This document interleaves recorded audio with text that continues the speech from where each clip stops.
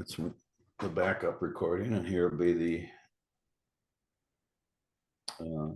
official primary one.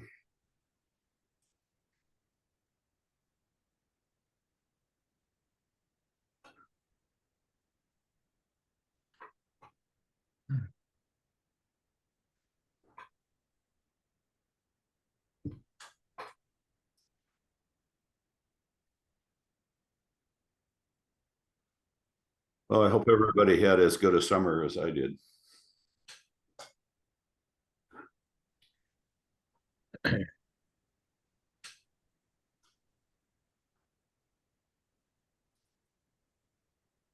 People are still coming in, Roger. Give us just another minute.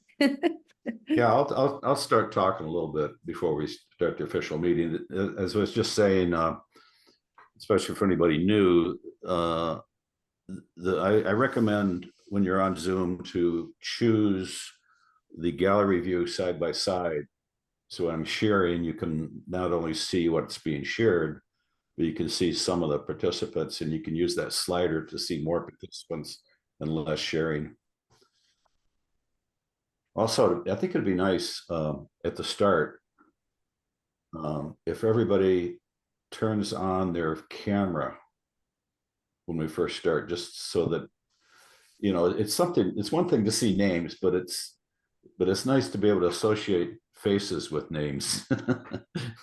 So I encourage everybody to turn on their camera at least at the beginning. And then if you want to finish your breakfast or whatever, you can do that off camera like I did the other day. Or multitask. A lot of these people are working right now too. Right. Yes. After a long weekend. Yeah. Well, I don't know how that goes. Hey, Josh. Good morning. Okay. I don't have quite a screen full yet. Give it another minute here, maybe. Georgia. Anybody else want to turn on their camera so we can? There, Kathy. I just think it's nice to, especially since we skipped a couple of meetings recently, to. I'm not good with names, but when I see a face and a name, then I can remember better.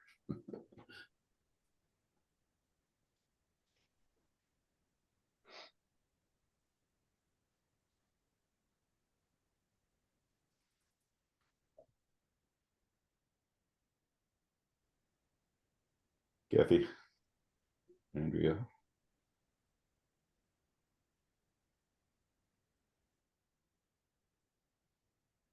Good morning. I want to see Jenny Kahn. Come on, Jenny, turn on your camera.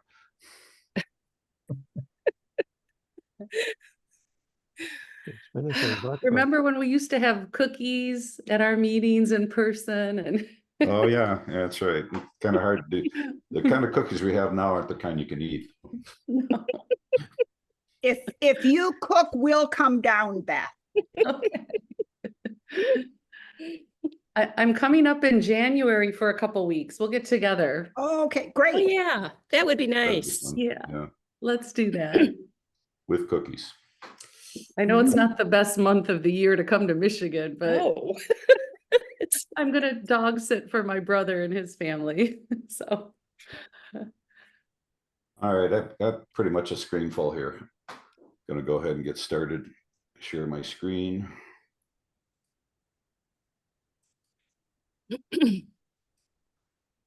So welcome everyone to the September 3rd, 2024 quarterly CARD meeting. These meetings are recorded and will be posted to YouTube shortly afterward. So here's the agenda. By the way, I'm Roger Rayle. I'm chair of CARD and chair of Sire Residents for Safe Water. And I've been watching over the Gelman site as a citizen volunteer for 30 years and 8 months. So, and I'll talk a little bit about that history during my chair update. So now I'm going to turn it over to Beth, our secretary, for voting on the last meeting minutes, which was July. Thank you, Roger. And I'm Beth, the secretary, and the minutes have been able to view on the agenda. Do I have any corrections?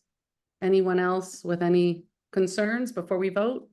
I think my corrections I did before we canceled the August meeting. So I think. Thank you, Roger. All in there. Then do I have a motion to approve the July minutes? So moved. All in favor? Aye. Aye. Anyone opposed? Seeing or hearing nobody, then the minutes are approved. And I'll turn it over to our executive director, Jack Eaton. Thank you. Thanks, Beth. Appreciate it. Good morning. I'm going to try to drive us through this agenda and keep us on course. I'll note that Yusuf Rabi let me know that he won't be attending today. He's out of town with his family, and Kathy Knoll needs to leave at 11 a.m. So we may, in fact, move her up in the agenda.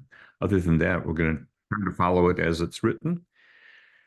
Starting with the U.S. EPA update. Diane, do you have anything for us? Good morning, everybody. Apologize for my voice, but I do not have any updates on behalf of EPA today. Thank you. Righty. Georgia, do you have any anything from the Congresswoman? Yes, so just wanted to note for everyone that Congressman Dingell continues to be concerned with the matter of the timeline for the site's NPL listing. And the relevant members of our team are frequently engaged with EPA to make sure we're staying up to date as much as possible with the timeline for the listing. So that's just something we continue to be involved with. And then this is an entirely separate thing, but I thought that this group might be interested to know that Congressman Dingell is hosting a hazardous waste town hall on Wednesday at 6 p.m. And that's to address concerns regarding the transport and storage of hazardous waste at the Wayne Disposal Facility in Van Buren Township. And we expect that that will be a larger gathering for folks to come. And it's got quite a few of the key personnel in government that we think will be able to provide good answers and field concerns about the waste's arrival to Michigan. So if I could, I don't know if it will let me, but I'm going to try to add the graphic we're sharing out for that event into the chat, just in case anyone was interested in attending that or sharing it with folks, because we know that this is a pretty big environmental hot topic right now. So I just wanted to make a brief note of that too at this point. That's it. Yeah. Thank you. Yeah, you And- should be able to at least share a link to that image if you can't put the image in directly. And as always, please convey our appreciation to the Congresswoman. I didn't see Dan Bicknell on the attendees list. Is Dan here today? Seeing no one. Are there any other comments on EPA? I'll have a little bit of update during my chair update at the end. All righty then. Moving right along, I'm going to turn it over to Chris for the Eagle update. Hello, everyone. So I'm actually joined here by Jessica Stiles from our Water Resources Division. So she's going to touch on a couple of the items. It looks like item B and item D. Just briefly, she joined us here for that purpose. But what I'm going to do is I'm going to go through my list really briefly, and then I'll turn it over to Jessica really quick. So to address Part A and partially Part C, for new draft monitoring plans, we do not have anything in our hands right now at Eagle as far as draft monitoring plans. That said, we are expecting several submissions from Gelman between now and January. So in mid-July, we provided them with a response approving their Western Area GSI investigation. That was sort of a, I guess, administrative hiccup. They had already conducted most of the investigation based on the work plan they submitted to us in 2022.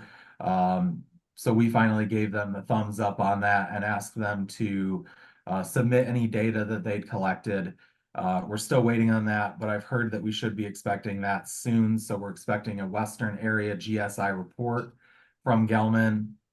In addition to that, for item C, we're expecting a GSI and down gradient investigation for the eastern area and the Allen Creek drain. Hopefully we'll be seeing that before the first of the year. In addition, there is a contingency municipal water hookup plan that Eagle is expecting to receive. I don't have a time frame on that, but so those 3 documents are sort of in the hopper, and as soon as we get them, we'll get them listed on the website and under review. In addition to those 3 documents, in the consent judgment, there is a marshy area feasibility study. We were waiting on them to complete an investigation in the marshy area, sort of the early stages of that feasibility study. They completed that in July, and we are expecting that 180 days after they complete their investigation. The date that we have set, I believe, is January 14th. So we should be receiving that that plan then, that feasibility study, and that will be for remedial options in the marshy area, which is a continuing source area. I don't really have much to say about E or F necessarily. Just a comment about the wet basement testing. I did recently look at the Eagle we call them RIASLs, and the total, the name is eluding me, but they're indoor air screening levels, and dioxane does have a recommended indoor air screening level. There it is.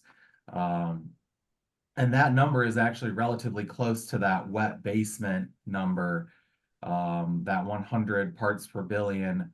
However, that said, it might be kind of comparing apples to oranges because, the calculations from that paper are for dioxane in water, whereas the recommended indoor air screening levels are actually measurable dioxane in the indoor air. That said, there is some agreement between those numbers. And I apologize, I'm not the person that is a toxicologist that sort of develops and implements those numbers. So I can't say a whole lot more about, changes, rules, legislature. But I did want to point out to the group that we do have that recommended indoor air screening level for indoor air, that would be enforced by the Michigan Department of Health and Human Services. So if we do ever discover there is dioxane in the indoor air, we do at least have a mechanism to address that through the state health department. So another thing, and I don't have an agenda item, but I did want to give the group here just a quick peek at something we've been developing here at Eagle. This development was actually born out of a comment that Roger made in I believe it was the first quarter meeting. Kathy, you can go ahead with your question if you want. Oh, I was going to wait until you're done. Okay. I'll go if you want. I mean, before I launch into this, it might be a good time if it was about some Okay. of those other points. You said that you were expecting a contingency municipal water hookup plan is this for the city of Ann Arbor? That would be, so my understanding is that, and I don't have the consent judgment right in front of me. It's basically a contingency for hooking up residences that may be impacted by the plume that have wells. I think that the consent judgment itself mentions a couple of areas. I think some of them are in Scioto Township. So They this are. would be like, yes, the plan basically, if there are exceedances and, you know, that is the course of action going forward. You know, that this would be there, like, what is the cost? What is the, you know, infrastructure that already exists? But until we see that plan, I don't really know exactly what they're planning or, you know, how they're going to approach it. So. And when is it due?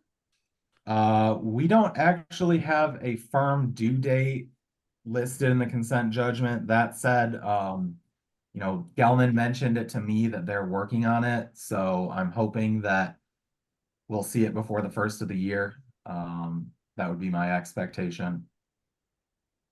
Do you know why they're doing it now? This has been around for a while.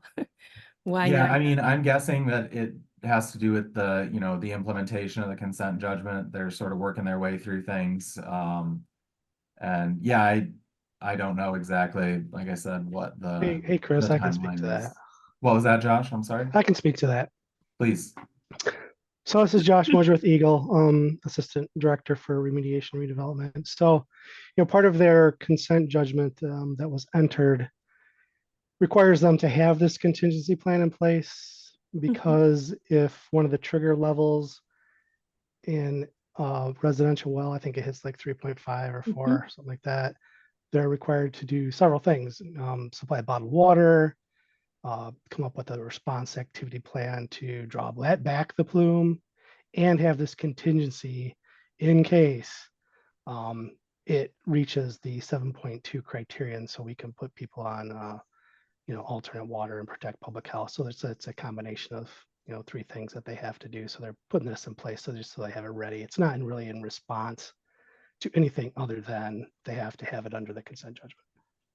Okay, thank you. Thanks, Josh. Vince has his hand up. Go ahead, Vince.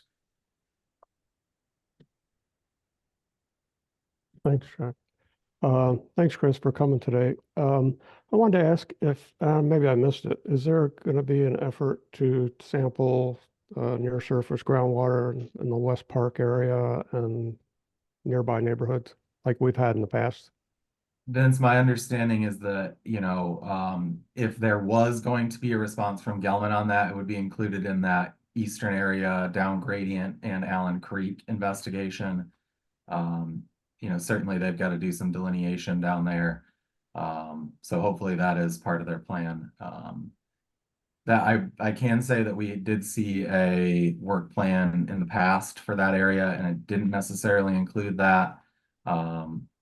But you know, we'll see what they come up with, and then, you know, if we think that it's necessary to get those measurements, we'll include that in our response to that work plan. So Eagle will not be doing the test like they did in the past? Not to my knowledge. I mean, we're going to keep doing our surface water sampling. I believe that that's still in the cards. But that said, I don't think that Eagle has any plans to go put in monitoring wells in that area, if that's what you're asking. Well, yeah, I appreciate, you know, the continued effort. The CARD group has asked in the past several times for monitoring wells to try to track the levels. So, you know, we've had like close to 50 part per billion in the West Park area, which is very troubling to a lot of people in that area because there are a lot of wet basements on the west side. It's just the nature of Ann Arbor, especially on the west side near West Park. And I hope hope EPA steps up their effort to, you know, declare this a Superfund site. I think a lot of people are very concerned about the exposure potential in the years to come. So thanks again for coming. Thank you, Vince. Roger has his hand up. Go ahead, Roger.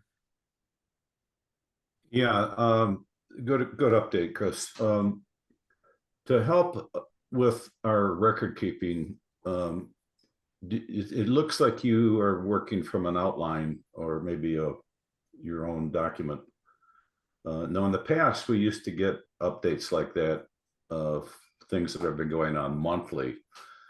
Is that whatever notes you're working from? Is that something you can share so we can do a better job of of incorporating those notes accurately in the minutes?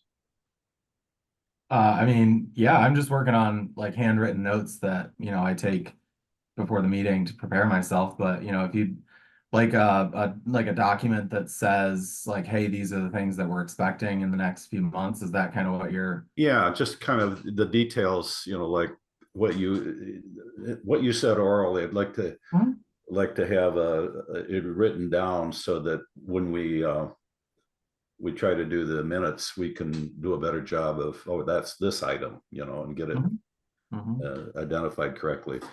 And handwriting is all right too. I mean, your handwriting can't be as bad as mine, so I try to make them legible so that I can we read can them. OCR it if we need to. Thanks. Indeed. All right, James, you have your hand up? Yes, I do, Jack. Thanks. AbFab timing for me, just as the critical thing I wanted to ask about, I had to step away. But just verifying that we have no update in terms of the MS4 violation regarding MS4 violation near West Park. Is that correct? James, I've got Jessica Stiles here with the Water Resources Division. She's going to mention those two items, so the MS4 and the NPDES. I was just going to turn it over to her when I got through sort of my list of items. Copy that. Yep. Thanks. So that is coming. All right. My apologies. No worries. Absolutely not a problem. I did have one more item that I just kind of wanted to share with the group. Are we ready to? Yeah, I'll stop my share so you can do yours. Brilliant. Thanks, Roger. All right, great. So this is something we've been working on over here at Eagle. Like I mentioned briefly, this is kind of born out of a comment that Roger had made. And we sort of realized that, we don't actually, we get information, we get a spreadsheet from Gelman quarterly that has information about their pumping rates. But, Roger had mentioned the sort of changes to pumping rates around the prohibition zone where they're doing their pumping and what rates and what aquifers. And so we kind of identified that need to have a better handle on, what's going on with the Gelman pumping. So with that in mind, we developed, I call it a pumping data visualization. So what you see here on your screen in front of you is the desktop version of that. So I've got one that works in ArcGIS Pro and has a little bit more functionality. It's a little bit more tuned to like my needs as the project manager. There's a few different things, and I'm unfortunately not able to do a demo right now. When we initially built it, we made it so that the data that you see is on Eagle's online ArcGIS online server. However, in practice, that's not actually that great because there's computer speed issues and there are internet speed issues that basically make demonstrating it difficult, especially because it's asking for information from the internet. It's got to pull that, change the graphics, so it just doesn't, I can't show you like everything that it does right now. But that said, for the next iteration, we're going to make it all self-contained, so it's offline. But it has, so there's a time series. So if we set this to only show 1 month, we could then view an animation of the pumping through time. And so what you'll see here, we have these circles. Each circle represents a pumping well. Currently, I have, basically all of the history contained here. That's why, for example, at TW18, you see various circles because, these are through the, whatever, almost 40 years of pumping or 30 years of pumping. These are the various rates. But the circles show a couple of pieces of information. They show the pumping rate during a specific month. That is the size of the circle you see in front of you. So a larger circle is a greater pumping rate. A smaller circle is a smaller pumping rate. The colors indicate which aquifer is being pumped from. So the yellow ones, I believe, are the C3 aquifer. The dark blue ones are the E aquifer. The light blue ones are the D2 aquifer. And this just sort of gives us a visual representation of what's been happening through time. And like I said, if I could show the animation, if I wasn't concerned that it was going to sort of choke, I would shrink it down to 1 month and let it step through, but unfortunately that's not going to work in this venue. So we have that. We also have a few different graphs down here. And these are just sort of graphical representations. So the first one I've got queued up here is the sum of the average flow rate. So this is basically, the total gross pumping rate that Gelman is pumping every month. Part of the importance here is, they have a obligation in the CJ to pump at about 600 gallons per minute. As you can see, that the average in the last few years has sort of centered around that 600 gallons per minute. So this is a way that we can make sure that they are pumping at the appropriate rate. So these are broken down by individual wells here. We can turn these on and off, so we could look at a single well, we could look at multiple wells. And, the idea here is so we can see how they're changing that remedial stress on a well by well basis. And then we have a time series by aquifer.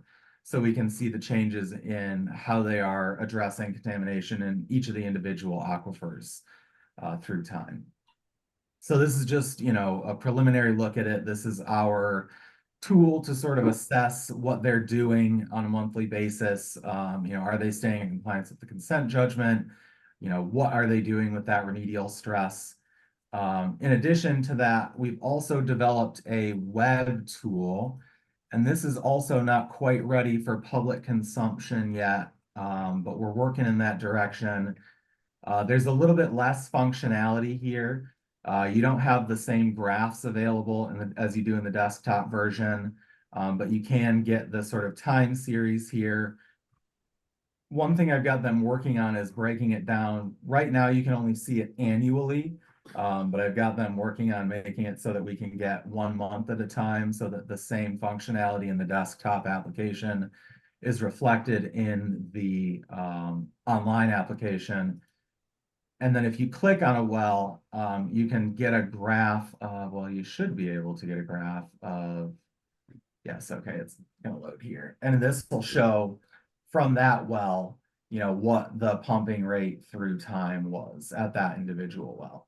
And we're hoping that we can get this up for public viewing in the future. So this is what we're developing. This is our pumping visualization. We wanted to be able to have that data visualized and ready to interpret, just in case questions arose or we need to be concerned about, compliance with CJ objectives, stuff like that. So I think that is most of what I have to say about that, but I'll leave it up on the screen. I see that there's at least one question. Oh, Chris, you update that quarterly then? That's correct. Yep. And actually, right now it's updated through the first quarter of 2024. But I did provide the data through Q2 of 2024. And I'm meeting, so we had our consultant that also does the online web application. They built this. So I've got a meeting with them today, and hopefully they'll be giving me an updated version with the second quarter. Right, thank you. Go ahead, Vince. Thanks, Jack. So Chris, I forgot to mention it. If you could notify me when you come out to West Park, I appreciate it. And thanks for doing those tests. Right, and I appreciate your effort on the work that Rita and Bob did for vapor intrusion. I think that's an important change in attitude about what kind of dangers you might have from contamination coming into a basement, evaporating and exposing the homeowner. So something that I've had some people ask me about recently about their wet basements. And so I think there's definite interest in that, and I appreciate you following up on that. So thanks. Of course. Go ahead, Glenn. Thank you. Does your pumping visualization tool include all the wells? And I noticed there was a big decrease in the average rate in 2013 and wondered about that. I'm sorry, And could you third, repeat how do that? you use this in terms of compliance? Well, so right now, we just want to make sure that they are maintaining that 600 gallon per minute pumping rate. That's the main thing with compliance. That said, if there are any questions in the future, about other concerns that the public might have, that Eagle might have about what they're doing with the remediation over there, this is just a sort of a tool for us to assess that in-house and, have that data visualized and at our fingertips. Glenn, I'm really sorry. There was a second part of your question that I feel like I missed. Yeah. You said, go ahead. There was a big decrease in about 2013, and I wondered about that. And also, does this include all the wells? I thought there was a purge well over on Little Lake Drive. This should include everything. However, that said, that's one of the things that we're troubleshooting with our consultant, is that not all the wells have appeared here. There was a TW25 recently added that apparently the data is included, but it's not showing up. So like I said, we're still troubleshooting this and getting it in its final version. This is just kind of the working version that we have going right now. But yeah, I'll check into that Little Lake well. And the big decrease in about 2013? That's a great question, and I'm not 100% certain on. So they did change the pumping rates, and I don't know exactly the history on that. So unfortunately, I can't necessarily speak to all that right now. So I know that there was a change. I know that, sort of the state was aware of it. I actually believe that this might be there was a 2011 amendment to the consent judgment. So this may have something to do with that. There may have been a change in the agreed upon pumping rate during that agreement. That's just based on, sort of my knowledge of the site and what I see here. So.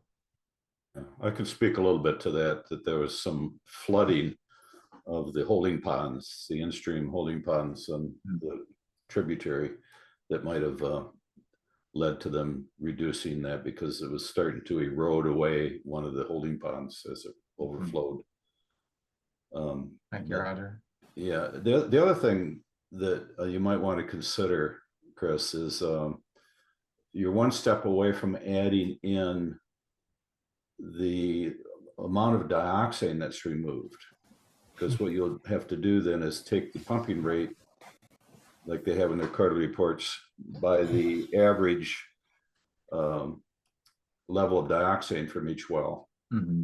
And then you can show the pounds of dioxane removed in total or by well. Mm-hmm. So there's something to think about if you want to.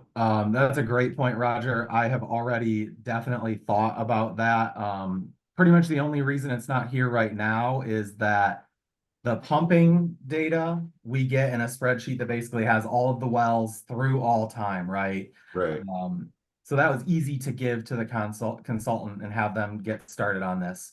The actual mass of dioxane removed they're contained in PDF reports that we would basically have to go through and pull out those individual data points. Yeah, I know what you mean. I have to do that myself. Right. So, that's going to take either more money to have the consultant do it or more time to have me do it. And yeah, or maybe we can get a couple citizen volunteers to do that. Yeah, I mean, if that's something that you're all willing to do, we would be grateful to have that assistance. And like I said, that is definitely something that has been on my mind and we have thought about. It's just that the data isn't as readily available as the pumping data was. So yeah, we could set up an AI system to do that pretty easily. One of the other things that came to mind was that, and I've had a problem with this, one of their pumping data elements was actually a combination of several wells. Yes. You almost had to fudge that as a combined well, even though it's just you can't show it on the map because it's in the 4 locations. So And yeah, that's this SW. Yeah. That's another thing that we are also aware of dealing with, but haven't gotten fully on top of that one yet. But yeah, and so you're aware of it. yes, sir, we yeah. are. All right, well, good. Yeah. All right, Beth has her hand up. Hi, that's very fascinating. But now the big question is this doing enough removal to stop the plume from contaminating more and more homeowner drinking wells? You know what I mean? Like, you guys are the experts, you would better know as to what was in those aquifers, if we even know. I agree. You know, certainly here at Eagle, we would like to see, you know, greater remedial pumping. I think that's something that everybody would see as a good thing. Unfortunately, you know, we are bound by the CJ, and as long as they're sticking to that 600 gallons per minute, you know, that's really the most that we can say about it at this point. But yeah, Maybe to turn that info over to the EPA and, you know, so they'll know how much more we need to require of the polluter to clean it up. You know what I mean? Like, absolutely. analyze, yeah. And that's Thank something you. that we've discussed is, you know, how are we going to hand over this information to the EPA and will they use it? That said, we haven't really had very many conversations with them yet. You know, that's going to be a pretty drawn out process, that handover. But you know, we're still working on this stuff. You know, we still want to make sure we're doing the best job we can assessing, understanding, and managing the site. And then when it does come time to turn it over to the EPA, you know, we're gonna be willing to provide all that information, and hopefully they can make good use of it as well. Brilliant. So just to recall, this is one of the contributing factors as to why the local governments rejected the CJ when it was before us, is that the reduced extraction levels were of a concern to us. But the Eagle can only do what the consent judgment compels the polluter to do. So, all right, go ahead, Chris, you can move along now. I think that's really all I have to say. You know, I just wanted to put this out there. I guess one more final comment I will say is that so our web application, the Gelman data visualization that shows the plume and all the wells, that is going to be changing. So Esri is sort of removing the web map feature, and it's going to something called Experience Builder. Eagle is internally managing that transition. We have a GIS group. So once the Eagle web application has moved over to Experience Builder, one of the things that I think we'd like to do is present both the web application that shows the plume and this pumping application in like a sort of a public webinar format. So yeah, just so that people know that what's out there, how to use it, and you know, have a better sense of what the tools are that we have to manage the site. So, but I don't have any like dates on that because that transition is sort of an indefinite thing. Go ahead, Roger. Yeah, and I'd encourage the team you're working with to engage with us before it's locked in place, that we might be able to suggest some tweaks that will make it more useful or more effective or easier to manage or whatever. Certainly. Because you know, the visualizations are great. They give so much information, more information than you can get just by reading or going through a column of data and stuff. So indeed, you know, the better, the more we can tweak it as you're designing it, the better I think it's all going to be. Great. So, good job. Brilliant. Thanks so much, Roger. Appreciate the time. All right, so that's all I have to say. And I think that now, if it's all right with everybody here, I'm ready to turn it over to my counterpart in the Water Resources Division, Jessica. Well, good morning, everyone. I think if you haven't seen me in a while, I was part of the public hearing that was hosted on June 20th. So I do have some updates. They're pretty minimal. As far as the MS4 violation. I'm not too clear on the violation. I'm in the permitting area, so, but I know that we are kind of exploring the idea of having a permit for the illicit discharge to Allen Creek. We're not really sure the legality behind it, I guess, too. So we're, like I said, we're just in the phases of like exploring what this could look like, what this could mean. And then as far as the NPDES permit for the discharge, we're continuing to work through the comments and questions that we received before, during, and after the public notice and public hearing. But once we have that kind of buttoned up, and we've been working with our counterparts in RRD to help make sure that we have the responses covered. But once we have that prepared, we'll send that out to the group. Thank you. Any questions or comments? I see none. Thank you for attending, Jessica. Well, thanks for having me. I'm glad I could be here. And that's all that we have from Eagle? Oh, go ahead, James.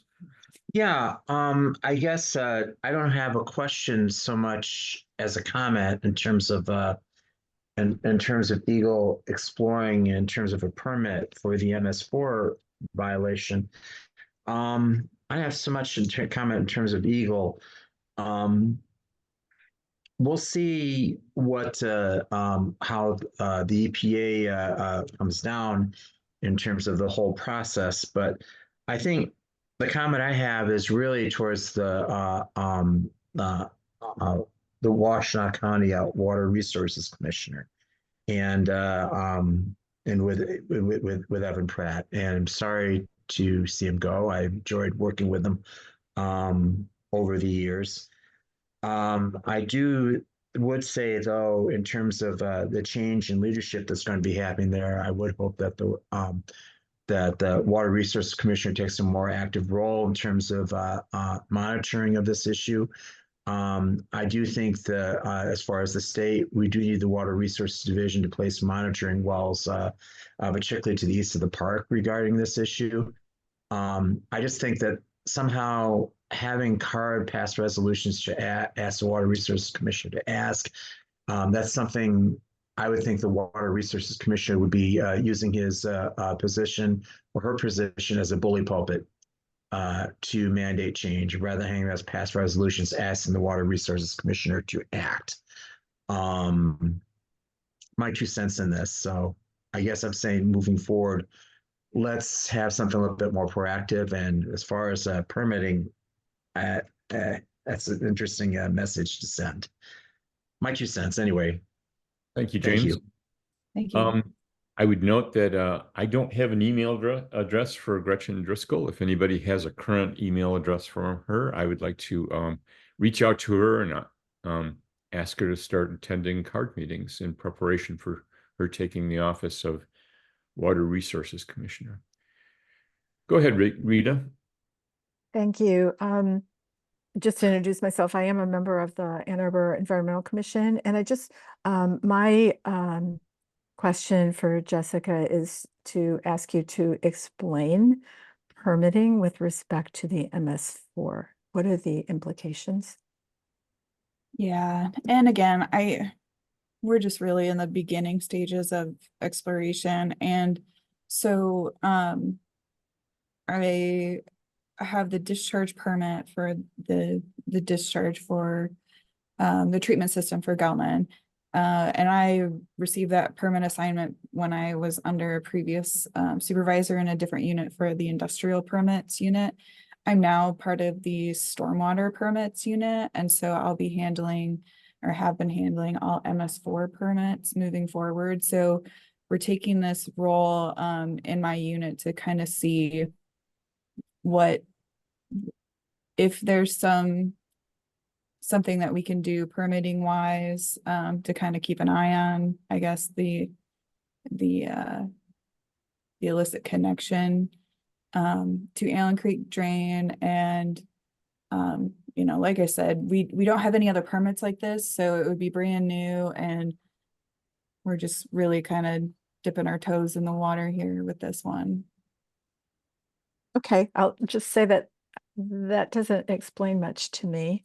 So the permit would, I'll try and take a stab at interpreting. Does it mean that the permit would allow dioxane? What is being permitted? Right. Yeah, sorry, I couldn't explain it a little bit better here, but yeah, with all of our permits, I mean, they really do permit a discharge with, you know, monitoring requirements and other requirements, to make sure water quality standards are met. So like I said, I don't think we've had our biologist look into this yet, but like I said, we're just really kind of dipping our toes in the water here and just trying to get a grasp on things. But yeah, I like the idea that James had pointed out of maybe the water resources division could get better. Excuse me, the Washtenaw County Drain Commissioner's office, maybe they can be of help too with this endeavor. Okay. Anything more, Rita? No, thank you. So you and James still have your hands up. If you'll put those down, we'll move along at this point. Seeing no other hands under this. Oh, my hands are up, right, Jack. Oh, your background really disguises it. Go ahead, Vince. I'm sorry. Yeah, I just wanted to make a comment that early on when this contamination was being discovered and Gelman was trying to figure out ways to dispose of his effluent, there was a big fight in Ann Arbor about allowing the effluent to flow through the Alms Creek. And they actually, Gelman backed off and decided not to do that. So that was a big issue, and he threatened to file a lawsuit and pulled back on that. And now we know we have issues with contamination in the west side, in the groundwater. And we now know that from Bob Bailey's analysis with Rita La Carusa that there is some concern about 100 part per billion percolating in people's basements. And we've had pretty high numbers that Dr. Svoboda did tests in West Park and found 49 part per billion. So that's very, close to a situation that we would not like to see happen on the west side. And I think people are getting concerned about it, and it doesn't look like there's a whole lot of action happening, unfortunately, with EPA currently. But I do think there's a real concern that, we're in a situation that could be very problematic for the west side of Ann Arbor with wet basements and concerns about it. So thanks so much. Thanks. Thank you. Okay, now I'm going to move along. As I mentioned earlier, Kathy Knoll needs to leave at 11, so I'm going to let her tell us that she has no updates. Yeah, that's the case. No updates today. Thank you. Any questions of Kathy? Moving along, as I noted, Yusuf is unable to attend today. Kristen, do you have anything for us? Hi. Hello. Good morning. So I was going to give the Washtenaw County update about the homeowner well sampling or the residential well sampling.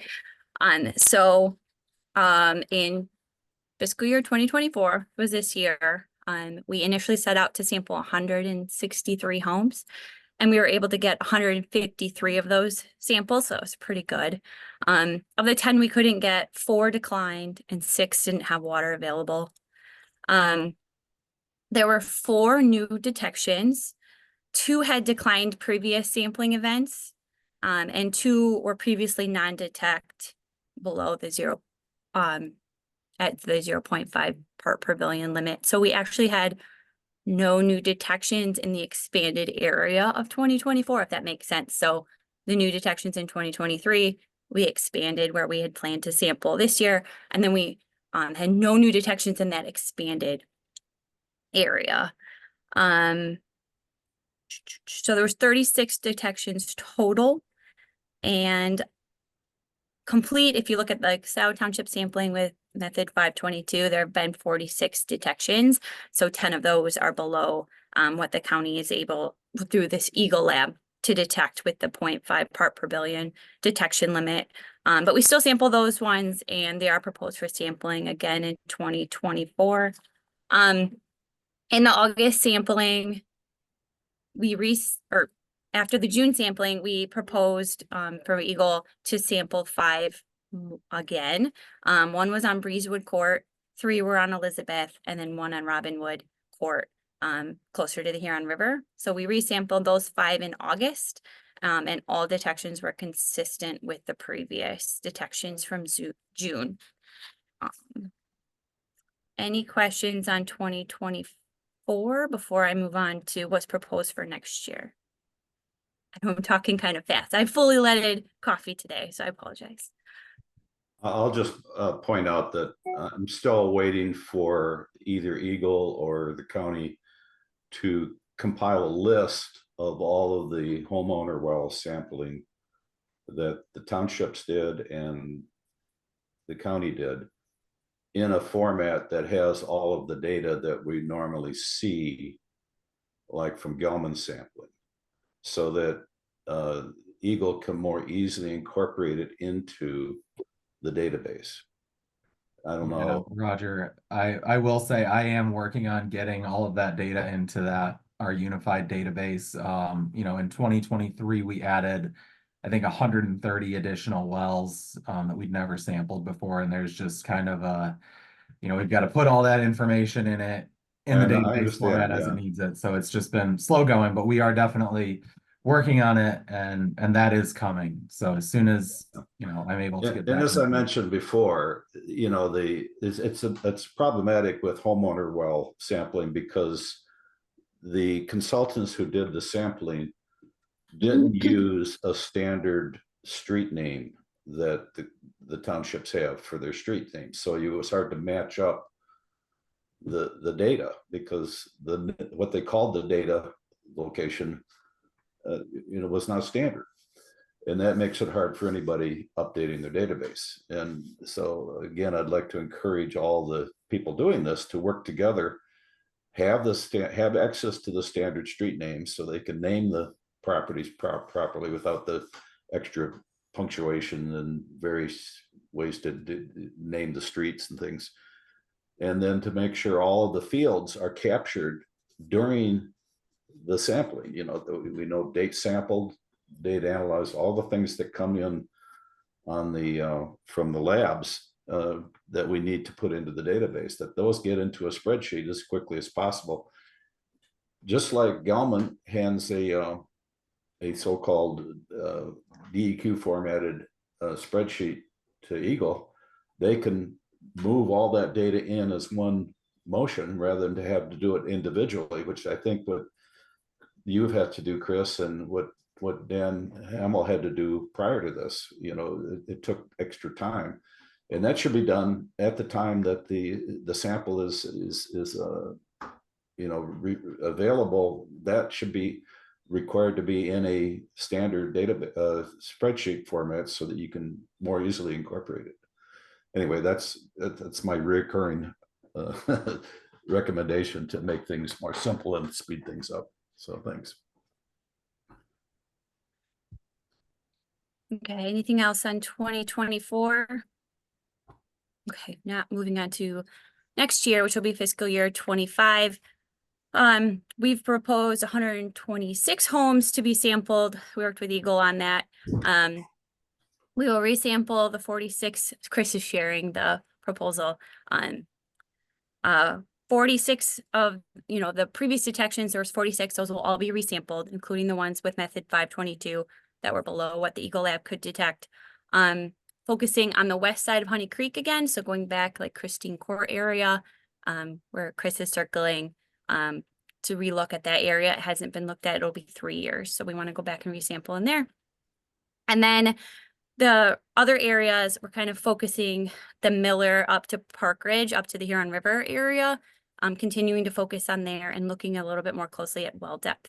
So if we have, multiple samples from multiple years, including in 2024, safe samples, and your well depth is considerably different than detections around you, they weren't slated for sampling this year, trying to focus our resources on the homes that might show up with new detections. Those homes can, be sampled again in the future. But for this year, we're focusing more on the ones that are most likely to have detections come up. So there's 126 proposed for next year. And Chris, please add anything if I forgot or missed anything. No, that was great. Thanks, Jenny. I mean, I guess my only addition would be, as Jenny mentioned, we're working with limited resources, both financially and manpower wise. So, we're trying to be, as strategic as we can and getting information in areas where we haven't, and not trying to overwhelm the health department at the same time. So, unfortunately, it's a bit of a balancing act, but, Jenny's doing a great job, and we're working together to, make sure we get as much data as we can and assess those areas where we need that information. I should probably explain the map too. I have Chris showing. So everything colored is proposed for sampling. Purple would be something that's never had a detection, and then the green, blue, and yellow and orange coincide with those dots of the same color on our 2021 to 2024 sampling map that is been updated after this year and is available on our website. So the 21 to 24 map shows everything that's been sampled since 2021. I had to double check on the dates that it shows. I think it's 2021. And then it color codes based on if it's below 0.5, it's blue. If it's 0.5 to 1, it's green. If it's 1 to 2, it's yellow. And then if it's 2 or greater, it's orange. So that coincides. So everything colored is proposed to be sampled, and the purples have never had a detection. So have you shared this with me? I can't remember if this is one that I already have. I have not. This is new. Okay. And when you do share it, this is obviously generated from your GIS system, right? Yep. So you just take a screenshot or download a PNG or something like that? Yeah, they're highlighted parcels. So obviously the well is somewhere on those parcels. Some are bigger than others. But yeah, I can share that with you. Have you tried to export that as a KML or KMZ? I have not, but I think I can. Yeah, that would really help me, because what I have to do with these, if it's a PNG, is I have to take time to position it, put it on my Google Earth mashups. If you export it as a KMZ, I just click on it and it's there. Okay, In I can fact, do that. I didn't mention this earlier with you, Chris, but I wonder if some of your, what you were showing the images earlier, I wonder if some of those layers can be exported as a KMZ. Yeah, it's a possibility. I'm reticent to export them right now, as the data is still sort of in a working, draft area. But as soon as we finalize things, I'm pretty sure I can export KMZ. Yeah. Well, we might want to, if it's just a quick thing, we might want to do a test on that. Talk about it the next meeting, maybe. Because the more we have interactions, one of the things that I have faced over the years is systems change, standards change, and just like data has to be able to be maintained going forward, so do visualizations. And there's different formats for visualization, but most of the systems now are interchangeable, so you can do shape files and KMZs and other formats. So you can have the systems talk to one another as things change over the decades. So I'll just plant that seed. Thanks. Okay. I think that's the end of her presentation. Is there anybody else that wants to speak about the county? One of the things that we usually ask Yusuf is the status of the county's litigation to become an intervener in the state's case. And I haven't had an update on that particular litigation in quite some time, so I'll be interested to hear that maybe next meeting. Yeah, Jack, this is Kristen. I don't have an update on that right now either. I know we did reach out to our lawyer just to see if we could get an update, but I think that was just Friday, so we haven't heard back yet. Yeah. I'm a lawyer, I understand. I'm going to move along to the township now. Diane or Michael, do either one of you have anything for us? I don't, Roger. Yeah, hi, Mike. No, neither do I. Thanks. All right. Does anybody else have anything to say about that wonderful township out there to the north? We've hit SIO already, so I'm going to move on to the city of Ann Arbor. Erin, do you have anything? Couple of quick ones. So we have been working on some requests for information from EPA's contractors. They're kind of working through their public comments. So some information specifically regarding documentation of past water hookups, and then additional information about the Montgomery well. And I wanted to mention, I want to say it was probably early to mid-July, the Ann Arbor Water Treatment Plant Manager and myself toured the Gelman facility with Jim Brody, who's there, is a consultant with the main project manager. He's been there for a long time, to see their operations. And I guess kind of the overall goal was to forge a new relationship with new staff on the city side and create a more kind of open line of communication there. Oh, that's great. Yeah. So it's my understanding that the city is pursuing litigation to enforce, I think it's the 2006 settlement with Gelman. Are you aware of that litigation? I am. I don't. I can get back to you on that. I don't believe we are still in active litigation over that. But let me check with our legal team and I can get back to you. Just a few months ago, City Council authorized additional payments to their outside counsel to pursue that. If you can, find out what happened to that litigation, I'd appreciate it. Yeah, sure. I can get back to you. Is that relating to where they sample for bromate at the mouth of Honey Creek instead of half a mile downstream in the river? It's related to some additional wells that Gelman was required to put in and sample, the Series B wells. So yep, I can get back to you guys on that.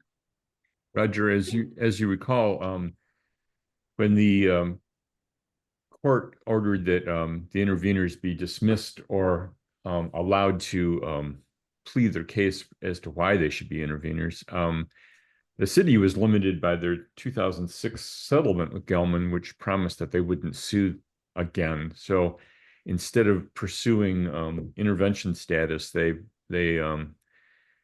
found some things in the 2006 settlement agreement that they believe were being violated, and they filed a complaint to enforce that agreement. Yeah. And I just wondered where that's going, because they're spending a lot of money on that. Yeah, and I think the sampling location must have been one of those elements. It probably is, yes. And Erin, if you're talking to attorneys representing the city, if you can find their complaint and pass that along to us. Some of us enjoy reading legal pleadings. Anything else about the city from anybody else? All right, let's move along.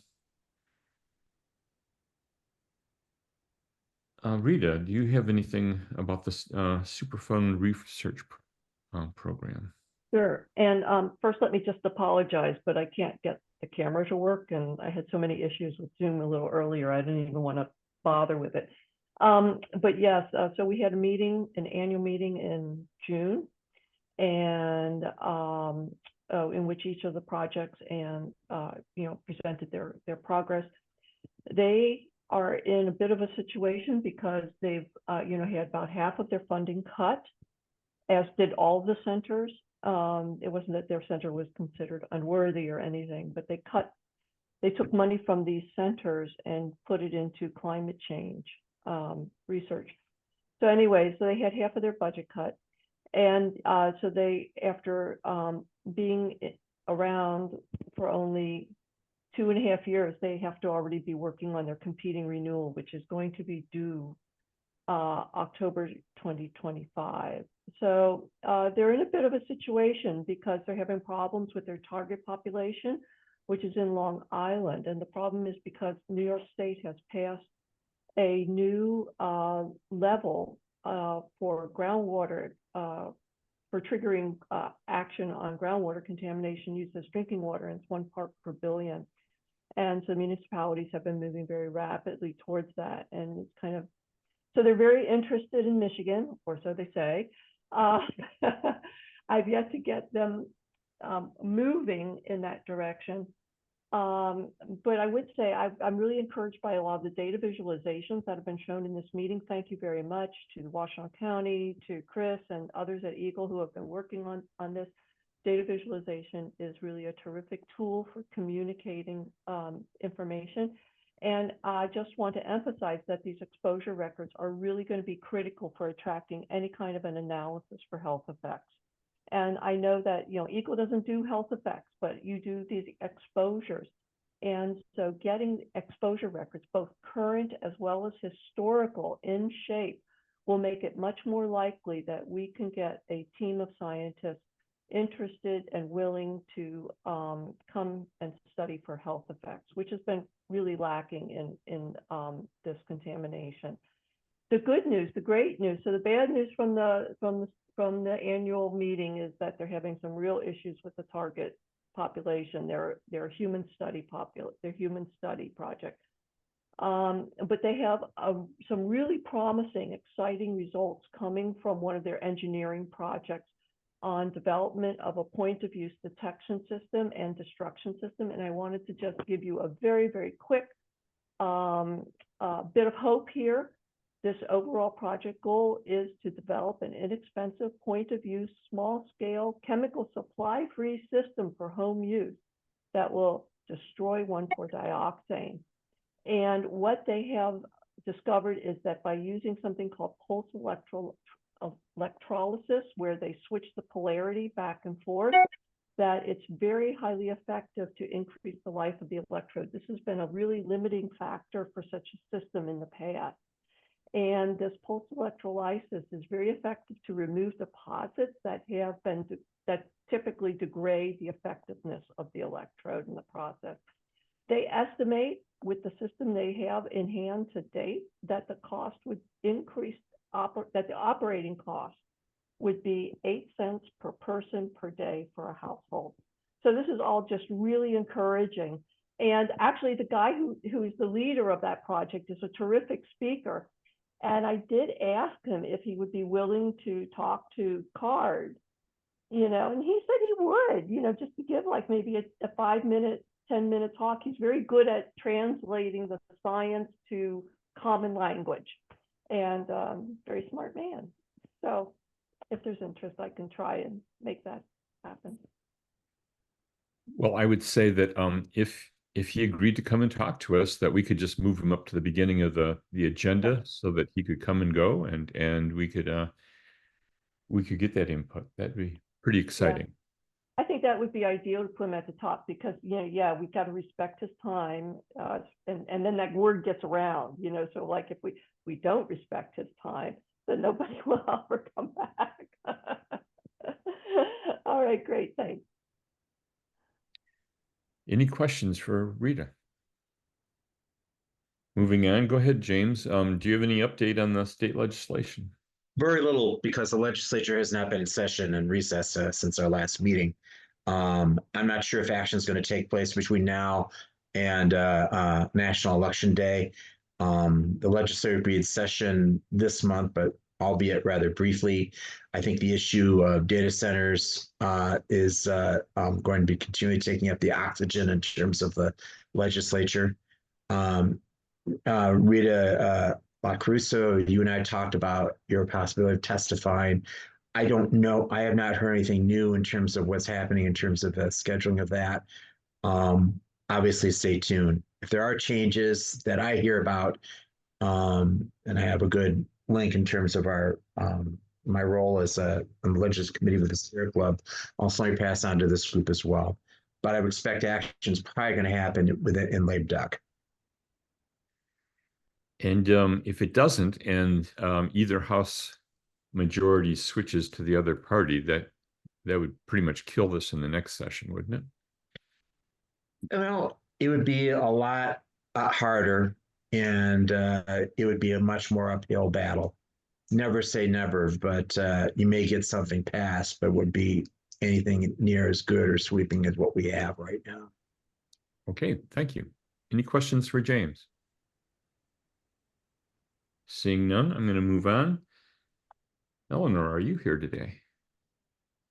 I don't see her, Jack. And I think we can ask if there's anyone here from the biology team, but I don't think they could come until 11:30. So they said if we're still meeting and we see them come in, maybe they could just jump in a minute. I'll just point out Roger that Eleanor has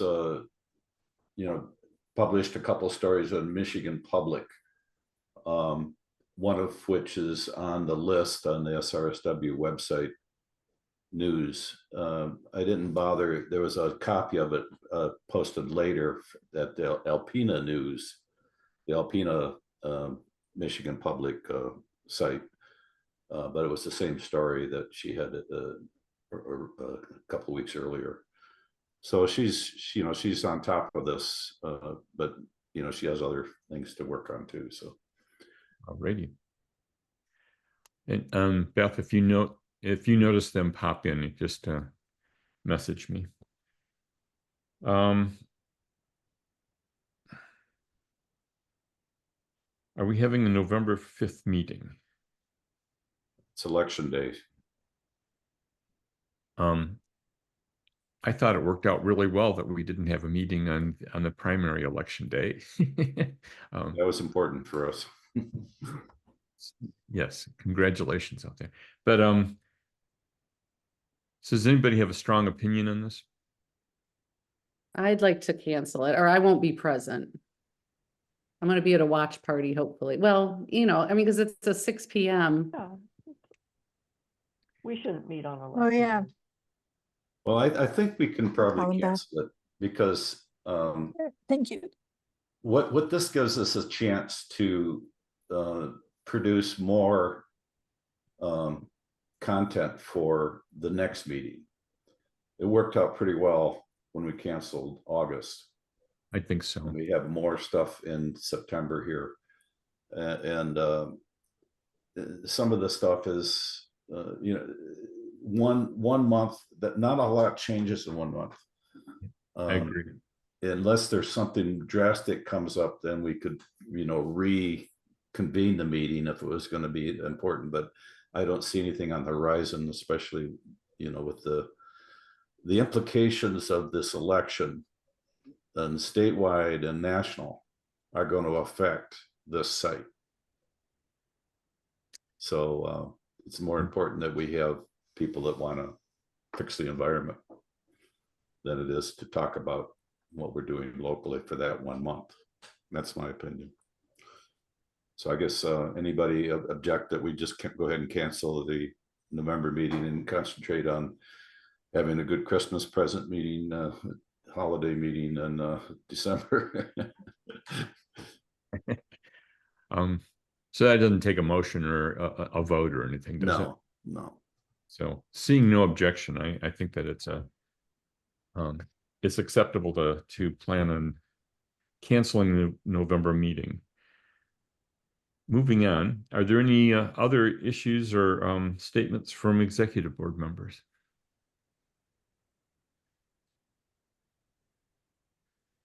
Seeing none, I'm going to turn this over to Roger for his update. Yeah, and when 11:30 rolls around, we can go back and pick up with the U of M team. Alrighty.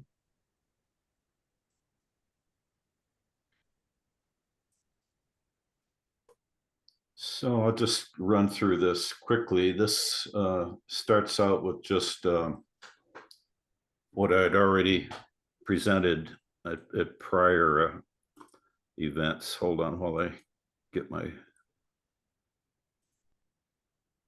image up ready to go here.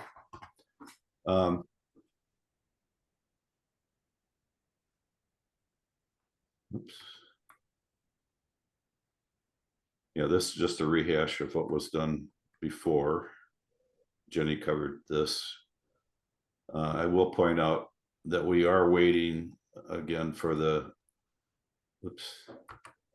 this list, again, as I mentioned earlier, of having the data at a central database of all the home and well sampling, in not just what was detected, but what was non-detect, with all the data that we need to incorporate into a database. And we can extract that from the database that Chris is putting together this time, but I think in the future we need to work at getting a format that can be just easily transferred from Excel sheet to Excel sheet, so that we get that data earlier, and then I can incorporate it into my Google Earth mashups.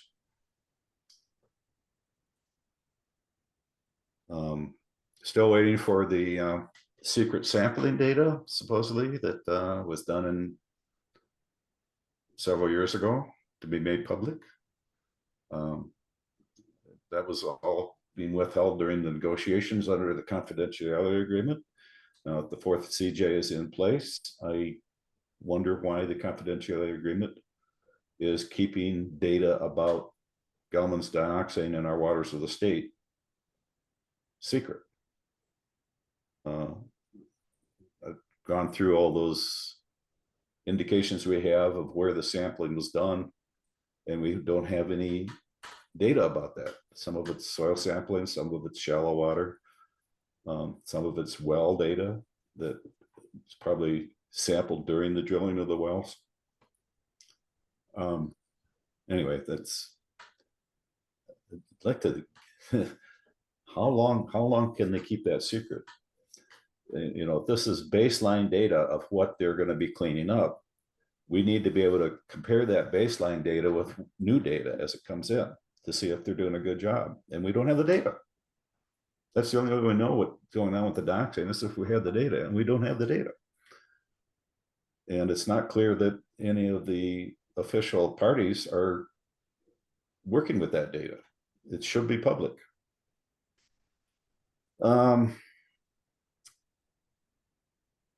There's some EGLE documents that are delayed. I noticed that there are no, last time I looked a few days ago, there's no 2024 items listed on the Gelman website.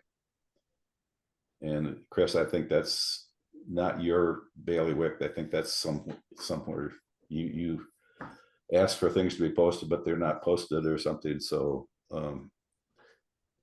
maybe you want to say something about that.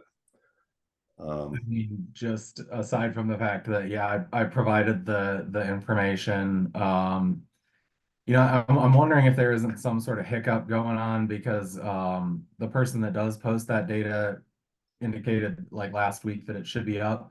I do see it looks like there's the second quarterly report that apparently was posted on 8/22, but there should be more there to go along with that. So I'm gonna check in, but yeah, that person posts the stuff when I give it to them, and there might be a hiccup, so I'm not sure what the story is, but yeah. So what I do is I go down here to documents,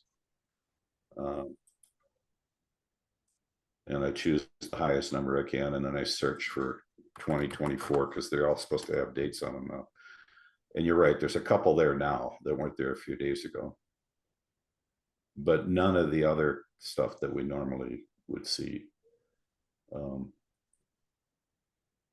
And the kind of we can't just rely on Gelman's quarterly reports. There's other decisions being made and plans being made. Those kind of plans should be posted there as well. Let's see, where's my thing here? Show.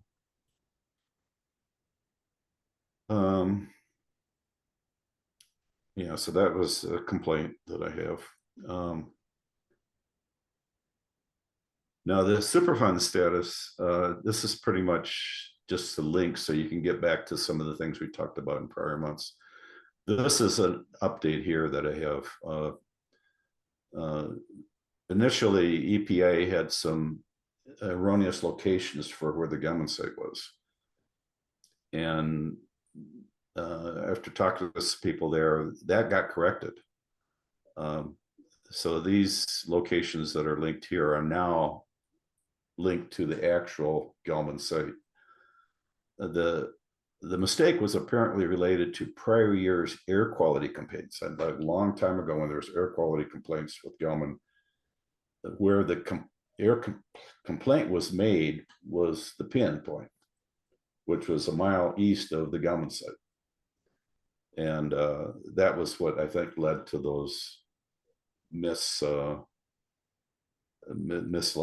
the Gelman site. And because they said, well, here's the Gelman site. No, that's not the Gelman site. That was where the complaint was made. So that's all fixed now. So that's good news. So 30 years and 4 months ago, this is 4 months after I got involved in 1993, we had a public meeting at Slauson School with then DNR, before DEQ was pulled out of the DNR and renamed later to DEQ, to Eagle and all that. So this is a link to that whole video. The audio had to be boosted a little bit. It's still a little hard to understand because those were old days. We didn't have external mics. We didn't have the sound systems we have now. But there is a transcript, and it's wrong because the transcript misinterprets some of the words. But you can get a lot out of that. My portion of that, and who's this young guy here?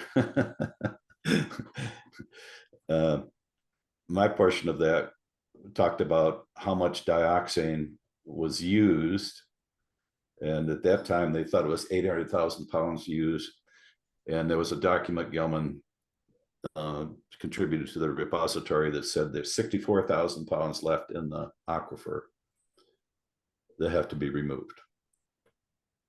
And of course, in the intervening years, we found out that, well, no, it's more than that. Auntie, come here. Is there a dog involved? So I talked about that, and about the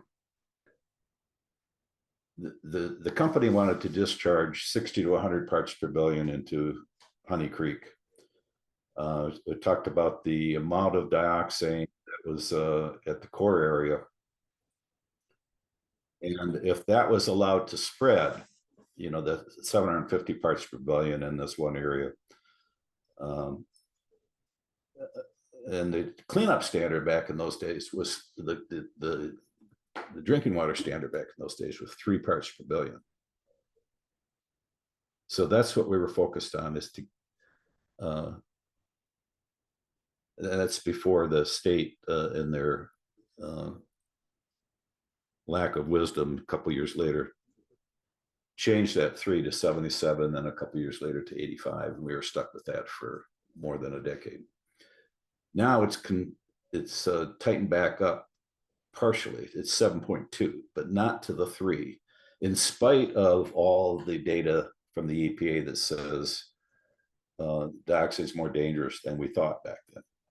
We're still have a really loose standard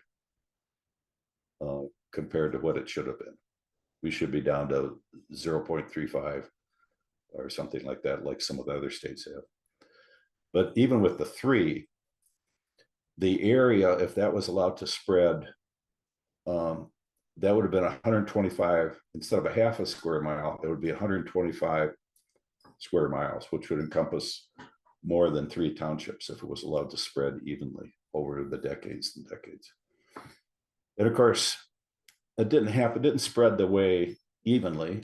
It spread kind of before I go into that, this is the map that you haven't seen on Google Earth. This was the original map I did, and I had to do it from paper copies. I took the township's plat maps and scaled them all so they can be on the same scale, and take them together and made this map. And then we drew 1,000 feet boundary along Honey Creek. And we went to all of with a team of residents, volunteers. We visited all of those homeowners in that 1,000 feet boundary and presented to them a declaration of principle, we called it. It's really like a petition to say discharging 60 to 100 parts per billion into Honey Creek when the cleanup standard was 3 could put our wells at risk over time. So all but 3 property owners signed that petition. We got 100%, basically 100% of the homeowners. The property owners that didn't sign were the railroad down near the river and Detroit Edison. Through that effort, and this is the declaration, so you can click on this later if you want to read about it, what we wanted to do and what it was going to do to speed the cleanup if we could get the 3 parts per billion into the permit and into the consent judgment. So this was our very successful citizen action back in 1993. I thought by my getting involved and helping with the other team that was already in place, we could get this in place. But then the legislature and the governor 2 years later loosened the standards to 77, and then, like I said, a little bit later, 85. And we've been dealing with that bad decision ever since. If we had stuck with 3 and then tightened it up when the EPA in their 2010 guidelines said that dioxin is more dangerous, we would be in much better shape. And probably the company would be in much better shape too, because they would not have to keep changing their plans. They could plan for the best cleanup. We already knew they could treat to non-detect, because in 93 they were treating as non-detect in Evergreen before they re-injected it into the aquifer. Yet somebody decided that maybe it was a little too expensive at that time, and they can get away with discharging higher levels, and if they can shift that, build a $2 million pipeline to put the water back to the core and discharge at 60 to 100 parts per billion. And so what if it risks some wells down gradient? Well, it turns out we were stuck with this bad decision in 95, and but we tried. We had this in place. I've now posted that on Google Earth, so the map that this is just a photograph of the map. It's a big 4x4 foam board. I posted that on Google Earth for the first time here, and I have some layers on Google Earth that shows how that compares. Turns out there's only one well that may be affected, and that's this Breezewood well here. So find my layer here. So this is what it looks like on Google Earth. It's a 1,000-foot boundary. Now, you'll notice that some of these hits here are within 1,000 feet of properties that are within that area. Here's Here's all of the Scioto Township wells. So you can see there are dozens of wells in that 1,000-foot boundary area. And there's more dozens of wells even closer to where these hits are. By the way, this rectangle here is the Rockworks study area that Eagle chose as the study area because, you know, what dioxin could possibly make it outside of this? Well, this is more than a mile or about a mile outside that box and wasn't detected for years. And even now, some of these hits here that the township found using the best analytical method that can detect down to 0.12, some of those are not showing up on Eagle's sampling because Eagle uses their internal lab, which can only detect currently down to 0.5 parts per billion. So it's an idea of where things are, but it's not where the dioxin actually is. So we need to do a better job. We you know, and the EPA is kind of pointing us in the right direction because if you scroll down to where the EPA data is, they have they use a 4-mile radius when they start to study a site. So this is an early version from the preliminary analysis, and then there's another one that's more recent that has, see, these are all these didn't capture all of the actual wells, this early EPA view, but the later one did. This one pretty much matches up with where all the Scioto Township wells and even the Ann Arbor Township wells.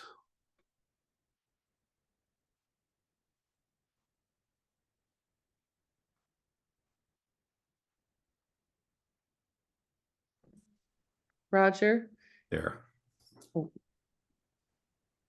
So this is much bigger area to watch over than what Eagle is using for its Rockworks model now. And I don't know how hard it would be to expand the Rockworks model or whether that's the right one to continue using, but this is, it didn't even include the Huron River. And there's sampling being done up here. So my opinion is that the study area should include wherever sampling is done. So that's pretty much my update. Any questions, Beth? I just wanted to let you know that Grace was here now with the U of M perfect. synthetic Good timing. biology team, but whenever it was a good breaking point for you. Okay, well, I'll take questions and then we'll go to Grace. Hey, Chris, any chance of expanding this area? Roger, we could definitely expand it. I mean, that polygon is just, you know, a decision that can be redecided. That said, you know, and I think I've mentioned this before, right now the margin of the plume is shown at sort of our legally enforceable limit. So I think we look down to 3 parts per billion, and none of those detections out in Scioto Township are above that threshold. So, you know, they still wouldn't register as part of the plume. You know, we definitely recognize that they exist. You know, I think that our residential well sampling program sort of, you know, indicates that we are keeping an eye on it. But like I said, they wouldn't even become part of the plume even if we did expand the boundaries. Another thing I'll mention is that and I wasn't, you know, here for those decisions, so I'm sort of inferring based on what I know about modeling. But, you know, I think that part of the reason for that constrained area is that's where we have monitoring wells. And unfortunately, you know, the residential wells are not really the greatest determinant of the geology. You know, we could certainly build that into our Rockworks model, because that's one of the main parts of that model is the sort of geologic stratum there. But that said, you know, the residential well logs are not that high quality. So, you know, there's some questions about incorporating those into the lithologic model that we have, because they are not collected with the same sort of eye towards data quality. You know, Right, right. There'd be a lot of new wells drilled in order to sample it properly. But the fact that this got that far, you know, 5,000 feet outside the box, and we don't know how long it took to get here. We don't know what's going to happen in future years, because this is the only data we have for that. So you got to use whatever data we have. Now, some of that data, we don't even know some of these, we don't have the well depth or the screened area. I think we can get that. I think by working with the residents, or maybe the well drillers in the area, we might be able to fill in some gaps that aren't in the well logic. I know my well is not in well logic, and I know the depth of my well. So there was, I don't know why it's not in well logic, but you know, and my well is the same depth as this well in Breezewood that had to hit. So I'm worried, you know, is it coming from the creek? Is it coming from a spread? I'm only a half mile away from these hits. You know, this is supposed to be taken care of. We're basically on our own here outside the box, I think is what you're saying, is that, you know, we have to, again, organize, rally the locals to get together and demand that we have better data gathering and better analysis, and work with the EPA or whatever it takes to make sure that you know, we take care of this. And any of that cost should be borne by the company. They're the ones that put their dioxin in our waters of the state. The original, before they had permits, the original order of determination says you can't put anything in the ground that might harm water supplies. And that was, you know, back then they expected companies to do the right thing for the people who live there. That's kind of gone by the wayside. Now it's, you know, you have some arbitrary value that the company needs to pay attention to, and instead of lobbying against it, should be saying, you know, let's have the best, what's good for the people. Anyway, that's my that's enough. I'm going to turn it, let the any other questions people have, I'll turn it over to the go back to the student team here in a second. Let's see, find my right thing to do here. Card agenda. So we'll go back to the U of M biology teams. So who's on? Hi, I'm on the Grace. call. My name is Grace. And I'll be representing the synthetic biology team today. Do you want to share a screen or anything? Yes, please, Or if that is okay with you guys. Is this update here the right one? I believe it is, but I can share my screen so I can like flip through if that's okay. You can just tell me, is it this one? Yes, it is. And that does look up to date. Thank you. Okay, so I'll go ahead and share it, and you tell me which one to go to. Okay. So my name is Grace. I'm a representative of the synthetic biology team here at the University of Michigan. And first of all, I want to thank you all so much for having me here. Sorry I'm late. I just got out of class, but I'm glad I could make it. So would you be able to flip to the next one? Yep. So we are working on a bioremediation system for 1,4-dioxane, and we just have a few science updates. We successfully put a plasmid into two types of bacteria. So we have E. coli and Putida.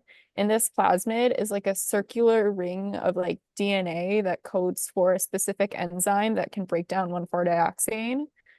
So now that the plasmid is in the bacteria, they should be able to break down dioxane, and we are currently introducing that dioxane into our tissue cultures so that they can break it down. And we are testing that with a technology called GCMS, and we've had a lot of issues with the machine, but hopefully it will be up and running this week. So we're about to get a lot of data, which is really exciting. Any questions so far? So does the E. coli that you're using pose any health dangers? Both of the bacteria that we're using, so the E. coli and the Putida, should not pose any health dangers. Our final plan will be to use the Putida, and that is non-pathogenic, and you can find it in the environment. So we don't anticipate any risks with that, but of course we're going to be really careful, and we're going to do our research to make sure. Thank you. Yeah. Do ordinary filters take out the residue? I believe so. And we also plan on, like, before like using any water that is processed by these bacteria, we plan on using like UV and chemical treatments to just kill all of the bacteria. So they shouldn't pose any risk to anyone. Any other questions? I have a question. How low a value are you expecting to test or decontaminate? I'm not totally sure yet. I'm not totally involved in the testing aspect of that, but once we get data, I can send it to you guys, and we are going to write up all of our results very soon. So I can also send that to you guys if you are interested. Did that answer your question okay? I'm sorry. Yeah, no, that's fine. Thanks so much. Appreciate you sending along any information later. Great, thank you. I'm ready to move on to the next slide then. Yeah. Before I go on, is this are you focusing on providing drinking water through this, so it's a home unit, or is this also applicable to in situ treatment where you can pump and recirculate dioxin water and destroy a lot of it that way? So I am going to get into this a little bit on the next slide, but we talked to the people at the water treatment facility, and they encouraged us to go for a system that can be used at the facility to process like larger amounts of water. So basically we would take groundwater up wherever like the contamination spread, and then process it in the plant and then release it. So yeah, that is our current direction that our project is going in. We are designing a bioreactor prototype. It's going to be a CAD model at first, so that's just like a 3D model in the computer, and we may 3D print it, but that's a couple months away. And we are basing our design on this one right here, which is from a published research paper. So yeah, after like interviewing a ton of people and touring the water facility, we found that a larger scale model would be better to implement, and we are adapting our engineering process to fit that. Any other questions so far? Okay, I'm good to continue then. So this is like my last slide. Well, I have a thank you slide after this, but this is my last slide of content. We want to gather a couple people that are interested in doing a recorded interview with us in the style of a podcast. We basically want to highlight the history of the 1,4-dioxane issue and all the great work that you guys do. So if you are interested at all, we have a sign-up sheet for you guys. I can put it in the chat too. But yeah, we just want this to be like a 10 to 15 minute conversation on Zoom. We will send you the questions in advance, and the audio recording will be posted on our team website, if that is okay. Yeah, we'll put this link in the agenda so people can click on it. Awesome, thank you. Oops. I would recommend Roger because he's been here since the beginning. Yeah, but she wants only to do 10 or 15 minutes.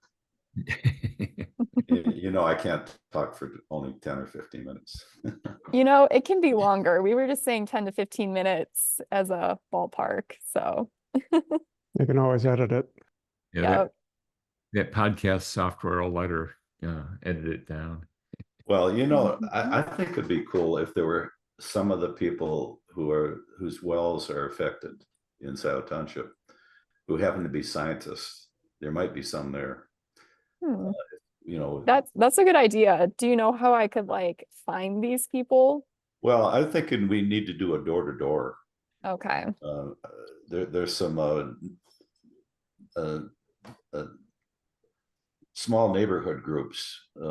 They get together, you know, once in a while, and I think we can get the word out. And then what I want to do is have a group. I want to have a subgroup. It'd be like a card subgroup or something where those people that are with wells that are, you know, in Scioto, and if it turns out in Ann Arbor Township, to get together and meet about this and let them as a group get a consensus of what they want to do, because that's what we did back in '93. There was already some groups watching over this, citizen groups, a series of them over the years before I got involved. And when they all work together and have the data and get a consensus, we could be really effective. And I think that's what we need to do now. And this would help you because you'll get interested people who are directly affected.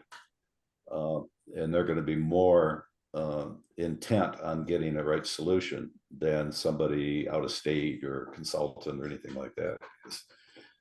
You know, we're not looking at this as a moneymaker. This is not a, you know, a process to be started. This is a process to fix our water. And so that'd be my recommendation, that we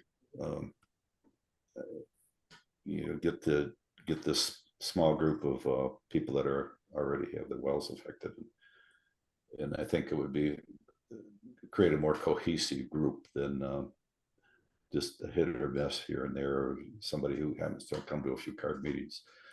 That's my recommendation. But so Roger, I think what she's looking for is somebody that can speak on behalf of CARD as to what we've been doing over all these years. I like what you're proposing, but for different purposes than a 10 or 15-minute podcast. Yeah. Well, I'm also designated as the CARD spokesperson. So anytime you need input from me, just ask. Awesome. Thank you. Okay. Do we have another question? Eric has a question. Go ahead, Eric. You're mute.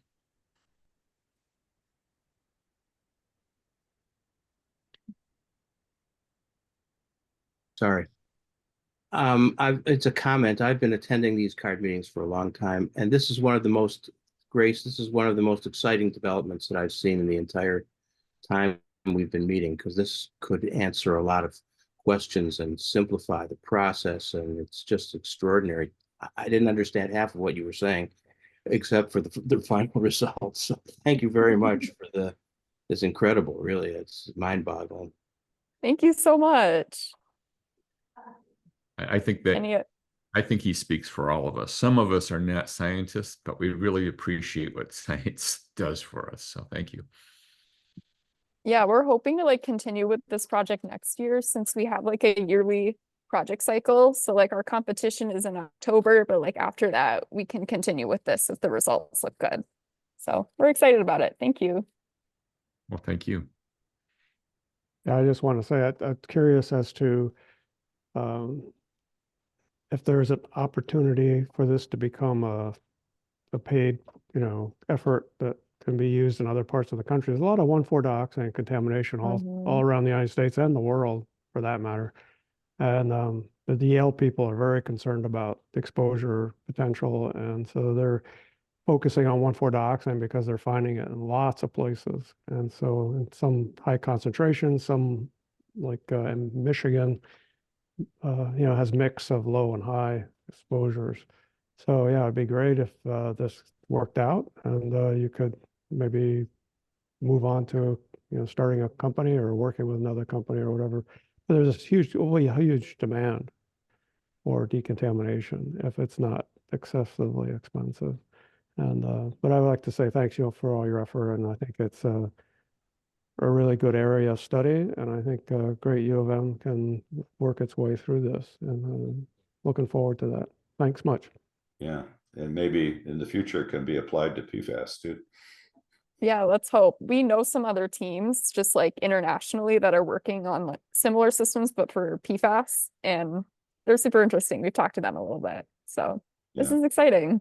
There's a lot going on. I get a feed for treatment of both dioxin and PFAS all the time, and there's always new things coming out. So keep up the good work. Thank you. That's it from me. Well, thank you.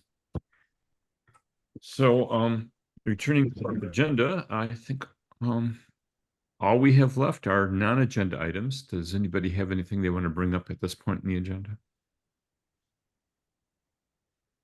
If anybody wants to save the chat, if you haven't done that yet, you go down to your three dots on the lower right, typical screen, and there's a place there you can say save chat.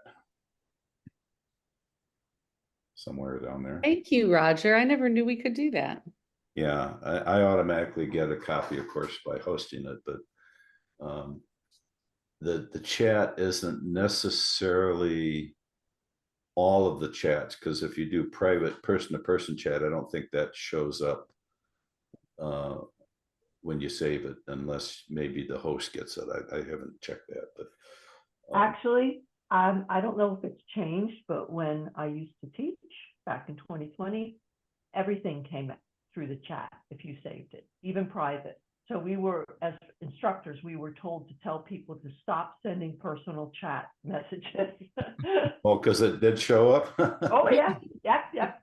And everybody's saving it. Yeah, I don't know if they've that. changed it. That was 2020. Oh, okay. It might be that way. Well, we'll have to start announcing that at the beginning of the meetings. Well, yeah, that's right. It's a little late. Alrighty then. Our next meeting is Tuesday, October 1st at 6 p.m., a much more reasonable hour of the day. And I look forward to seeing all of you. Thanks everybody for coming. Thank you. Thanks everybody. Good seeing everyone. Thanks, folks. Great meeting.